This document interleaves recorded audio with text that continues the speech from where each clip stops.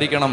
പ്രാർത്ഥിക്കാൻ അമ്മേ നീ പഠിച്ചാൽ, മുട്ടുകുത്താൻ അപ്പാ നീ പഠിച്ചാൽ, ഉപവസിക്കാൻ നിന്റെ കുടുംബത്തിന് ഒരു പരിശീലനം കിട്ടിയാൽ, പാതിരാത്രികളിൽ ഉണർന്നിരുന്ന് കൈവരിക്കാൻ ദൈവാത്മാവ് നിനക്ക് കൃപ തന്നാൽ, എന്റെ പ്രിയപ്പെട്ട മകനെ മകളെ, നിന്റെ കുടുംബത്തിന്റെ കെട്ടഴിയും.